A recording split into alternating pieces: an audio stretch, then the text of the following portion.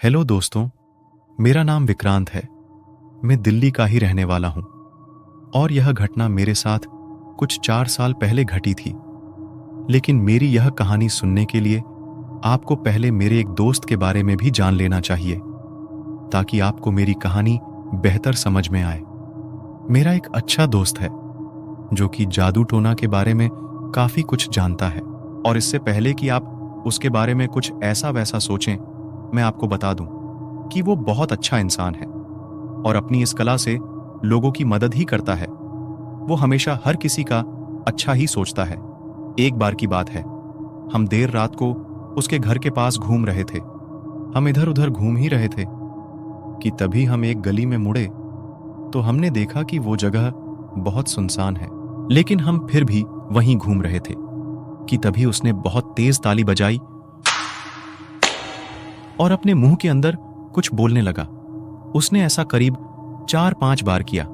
मैंने उससे पूछा कि यह सब तू क्या कर रहा है। उस समय तो उसने मुझे कुछ बताया नहीं, बस मुझे आगे चलने का बोला। जब हम वहां से थोड़ा आगे गए तो उसने मुझे बताया कि उस जगह पर उसे कुछ नेगेटिविटी महसूस हो रही थी, इसलिए उसने हमारे चारों तरफ एक रक्षा कवच बना दिया ताकि वो जो भी नकारात्मक शक्ति हैं वो हमसे दूर रहें और हमारा कुछ नुकसान ना कर पाए। उस समय तो मैंने उसकी इस बात को हंसी मजाक में टालते हुए बोला कि तू भी क्या बेवकूफों वाली बात कर रहा है। उसने मेरी इस बात का कोई जवाब नहीं दिया और हम दोनों हंसी मजाक करते हुए वहां से चले गए। फिर इसके करीब 3-4 साल बाद मेरे साथ ये हादसा हुआ।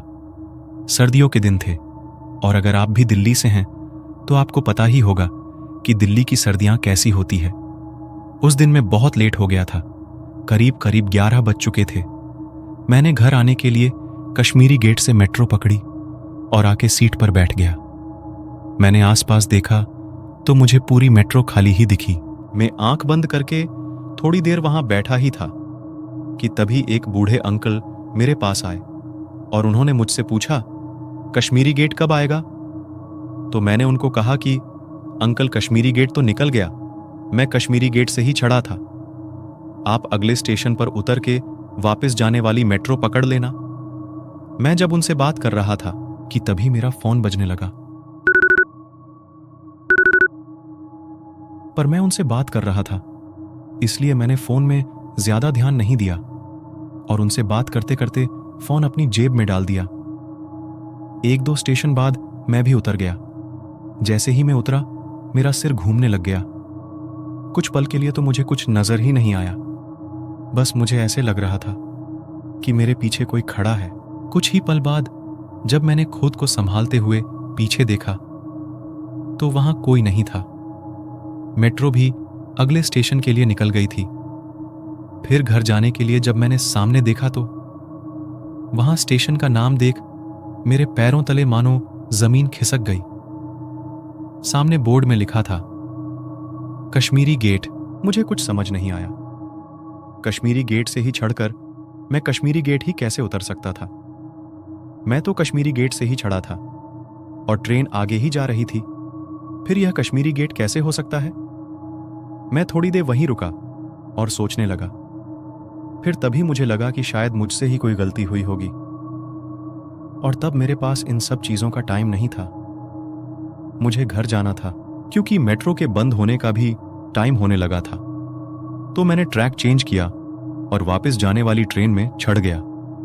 जैसे ही मैं सीट पर बैठा, सामने वाली सीट पर मुझे फिर से वही अंकल दिखाई दिए, पर इस बार वो काफी डरावने और गुस्से में लग रहे थे।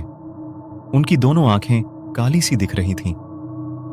मुझे वो बहुत ही अजीब से दिखाई दे रहे थे। वो मेरी तरफ देख के मुस्कुरा रहे थे और थोड़ी ही देर बाद मेरे सिर में फिर से दर्द होने लगा। मुझे कुछ पता नहीं चल रहा था, पर इतना मैं समझ गया था कि मुझे जल्द से जल्द यहां से निकल जाना चाहिए।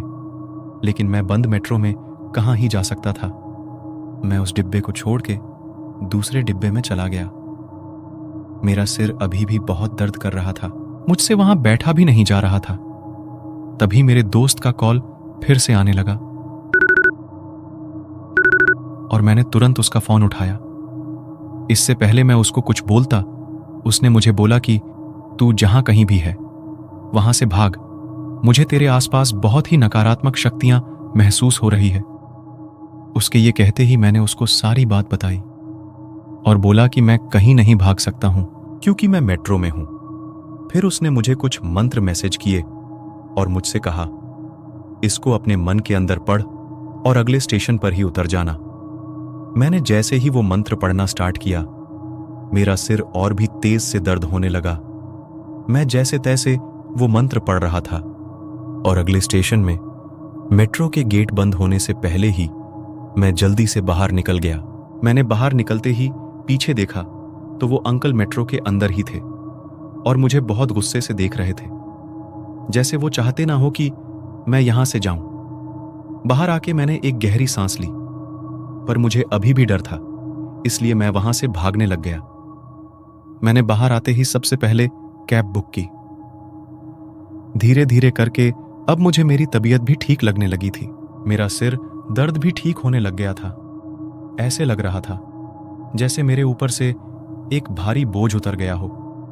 मुझे अभी कैब में बैठे बस 5 मिनट ही हुआ था कि उतने में मेरे दोस्त का मैसेज मुझे फिर आया। उसमें लिखा था, अब सब ठीक है। उस दिन जैसे तैसे मैं घर पहुंचा। वो हादसा मैं आज तक नहीं भूला पाया हूं। तो दोस्तों, यह थी आज की कहानी। यदि आपको आज की यह कहानी पसंद आई तो वीडियो को लाइक करके चैनल को सब्सक्राइब करें। हेलो दोस्तों, अगर आप हमारे चैनल से नए जुड़े हैं तो हमारे चैनल भूतोपीडिया को जरूर सब्सक्राइब करें